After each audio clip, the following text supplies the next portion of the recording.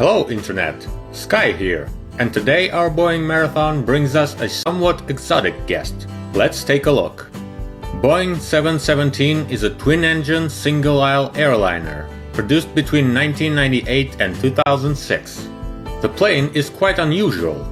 Its unusualness is noticeable almost immediately. 10 seconds on the screen and the thought occurs. This Boeing does not seem like a Boeing. Boeing 717 is an airliner with, let's just say, quite a difficult fate. In the late 1950s, Douglas Aircraft Company created its flagship model, a 4-engine DC-8 airliner. In 1963, the medium-haul DC-9 joined its big brother. It was a completely new and quite successful aircraft. By the time of the end of production in 1982, the sky had seen 976 planes of this model. In 1980, McDonnell Douglas created the MD-80, which was technically the next generation of DC-9. The aircraft was heavier, had an extended fuselage and an improved wing. The trend was obvious. The McDonnell Douglas planes were becoming larger with each generation. However, the company decided not to let go of the market of small 100-seat jet airliners and initiated the program for the creation of such aircraft. The economic crisis of 1980s did not spare the aviation industry. The project of a 100-seat aircraft was closed. Attempts to create a reduced version of the MD-80 had also failed, so in this decade such an airplane never appeared. Only in 1991 the project was restarted with the index MD-87-105. The name speaks for itself. The index 105 means 105 seats. In the Paris Air Show, the project was officially announced under the name MD-95. As a model, this aircraft was considered a step below the MD-80 and a replacement of aging DC-9. But the guys from Douglas were still unable to catch their luck, so to speak. Some of the traditional buyers of the airliners, such as SAS Scandinavian Airlines, replaced DC-9 with Boeing 737-600. The production also had some problems. McDonnell Douglas cooperated with the Chinese. For the local market, there was a licensed production of the MD-80 in Shanghai, but this time it did not go well. Instead of the planned 150 new aircraft, a contract was signed for the production of just 40 in a cargo version, and even then the new MD-95 was only half of them. To reduce costs in the homeland, the company even planned a transfer of production from California to Texas. The authorities of California had to work pretty hard to get this decision cancelled. Now the question that a viewer of this video may want to ask. I am telling the story of Boeing 717 as a part of the Boeing Marathon. So why the hell am I talking about McDonnell Douglas with its MD-95? Just a little more, I promise. All these tortures with production and sales for the company continued, and in this story, a happy ending never happened. The chapter about Boeing began in August 1997, when the company from Seattle merged with McDonnell Douglas. All the experts of the industry were confident that now everyone will forget about MD-95. However, surprisingly for them, Boeing decided to continue the development. Naturally, the aircraft received a new name, Boeing 717. This model was quite suitable, one step below the 737. Assembly of the planes began in 1997. In the summer of 1998, the plane was rolled out, and in September it made its maiden flight. Already in 1999, after receiving the FAA certificate, the first airliners were supplied to AirTran Airways. Boeing's decision not to close the MD-95 project had good results. Early operators of Boeing 717 were satisfied with its reliability and performance. New orders followed. In fact, in the beginning of the 21st century, Boeing 717 was the best regional jetliner. The new Rolls-Royce BR-715 engines were reliable and very easy to maintain, as well as the entire aircraft.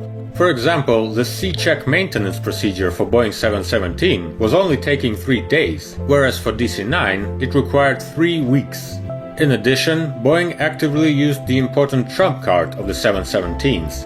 It was strongly unified with the rest of the McDonnell Douglas airliners, which were still very widespread around the world. For example, in order to switch pilots from the MD-80 to the Boeing 717, it was enough to pass a 2-week retraining course. For a course of mastering a new airliner, this feels like mere seconds. The passenger cabin of the plane is designed to accommodate 134 passengers. There is another difference of this aircraft from the other Boeings. The cabin has a layout of 5 seats in a row. The rest Boeing single-aisle planes have cabins with 6 seats in a row. Boeing rather actively promoted this aircraft, especially among the airline's operators of the old DC-9. The company was working on an extended version of the 717-300, but the project was closed, as this aircraft began to compete with the Boeing 737-700. However, the basic Boeing 717 was a great addition to the model 737-600, the youngest in the NG generation. The 717s showed itself well on regional lines, while the 737-600 was very effective on medium-haul routes. In 2001, there was a significant event in the history of aviation production. The volumes of orders for the younger models were so large recently that Boeing became bold enough to start its first conveyor system. In fact, a conveyor belt was created, like in the car factories, but instead of little hatchbacks, there were airliners worth tens of millions of dollars. 2 planes were produced this way, Boeing 717 and Boeing 737. The results were impressive. The production period had decreased, the cost of the aircraft fell, and the supply volumes were raised. And then the September happened. The September 11, 2001 terrorist attacks led to a serious crisis in air transport.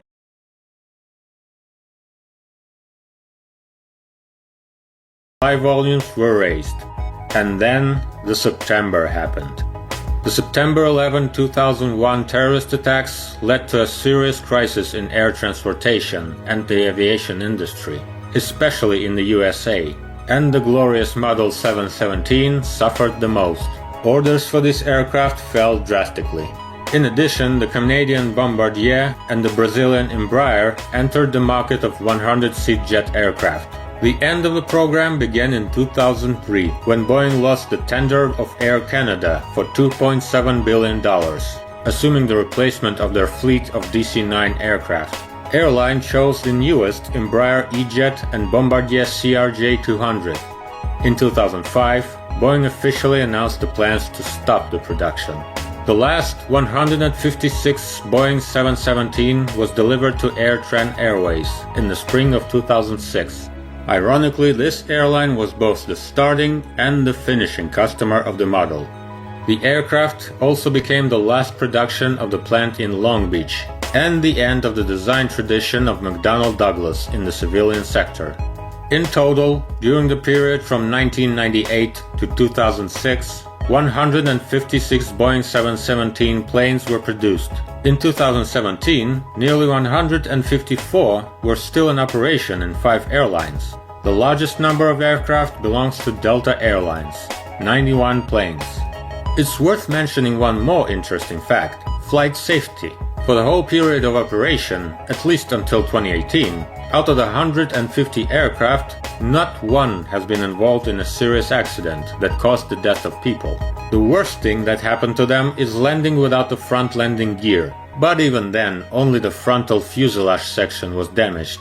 Another time at the airport, another aircraft touched his wing at the parking lot. And once again some psycho tried to hijack Boeing 717. And that's all for 2 decades of active operation. Not bad for a half Douglas, half Boeing. And this is it for today. Subscribe and comment below what you think about this airplane. Fast flights and soft landings to you.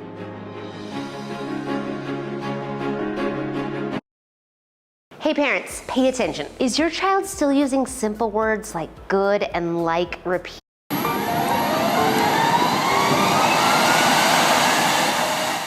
Hello aviation fans, our Boeing marathon begins, and its first hero will truly be a historical figure.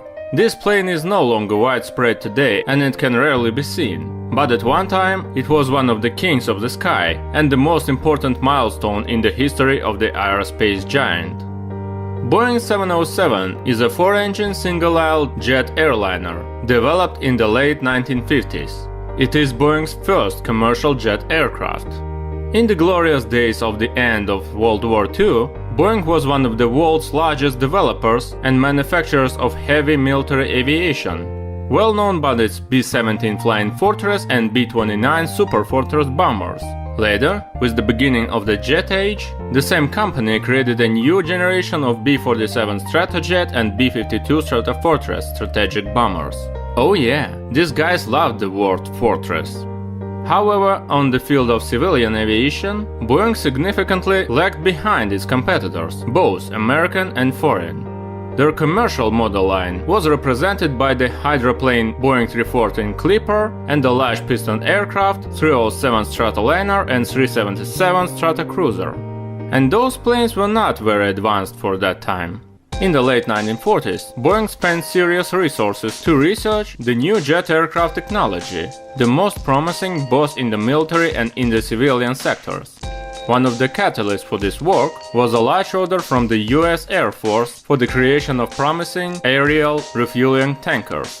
The military had more than 800 KC-97 Stratofreighters, but those piston-engine planes were slow, and it was difficult for them to refuel faster jet planes. Boeing studied various versions of the airframe structure and, in the end, settled on making a prototype 367-80. The creation of this aircraft took only 2 years. The work on the B-52 bomber, that took place a little earlier, simplified the task. The new aircraft inherited some of its innovations. 367-80 received 4 Pratt & Whitney JT3C engines, again unified with the B-52 engines. Also, the bomber had 8 of them at once. This unification was very useful, given that it was a prototype tanker for the Air Force, which soon was named KC-135 Stratotanker. Interesting fact: during one of the demonstration flights in 1955, pilot Tex Johnston performed an aerobatic figure, a barrel roll. A barrel roll on an 80-ton 4-engine aircraft. Yeah, some people at that time were totally nuts. At first, the guys from Boeing were doubtful if they should develop a civilian version or not. Boeing was almost entirely a military manufacturer. Their passenger Boeing 377 Stratocruiser brought nothing but losses. However, market research and competition with Douglas with their DC-8 still led to the conclusion that the aircraft is needed. Also, it had to be modified. Finally, on December 20, 1957, the prototype Boeing 707-120 made its maiden flight. The aircraft was certified fairly quickly. By the autumn of 1958, it was given the right to start commercial flights. Looking at the design, Boeing 707 is a classic, by modern standards, 4-engine monoplane with a low swept wing. The aircraft was equipped mostly by the Pratt & Whitney JT3D jet engines, or their modifications. During the operation, the aircraft were re-engined a few times. Even the CFM International engine CFM56, common on modern medium commercial airliners, were installed on them. I said classic by modern standards because Boeing 707 was the world's first serial civilian aircraft with engines in the separate nacelles, suspended on pylons under the wing. For the late 1950s, this was quite an innovative solution. The 707 is a narrow-body aircraft. The cabin has a scheme of 6 seats in a row in economy class and 4 seats in a row in business class. At different times, the layouts were changed depending on requirements of the customers. In a single-class configuration, the aircraft could accommodate up to 194 people. Like the other popular aircraft, Boeing 707 had many modifications. One of the first can be considered model 707-020 or 720. Yes, there was such a thing as Boeing 720, although it was a small cheat. The thing is, the initial customer, United Airlines, was a Douglas planes operator, and in order not to irritate their main supplier by purchasing a direct competitor, they asked to change the index. After some time, of course, everything became clear, but the fact remains. In addition, one of the 720s was pretty well known. a private board named the Starship, for a long time carried celebrities and rock bands, such as Led Zeppelin and Deep Purple. So, it periodically turned into a flying nightclub. Nevertheless, Boeing 720 was exotic. The basic aircraft was model 707-120. The plane accommodated up to 189 passengers and was equipped with JT3C engines.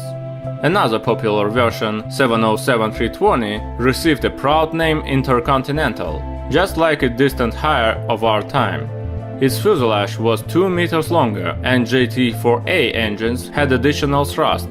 Besides that, the aircraft received increased fuel tanks and therefore plus to the range.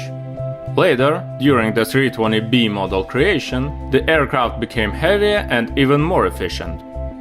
Model 707-420 was developed for the Europeans. Aviation authorities of the Old World demanded to increase reliability of the aircraft in the event of a single engine failure, which led to the modification of the airframe elements. In addition, the Pratts gave way to the British Rolls-Royce Conway 508 engines. And of course,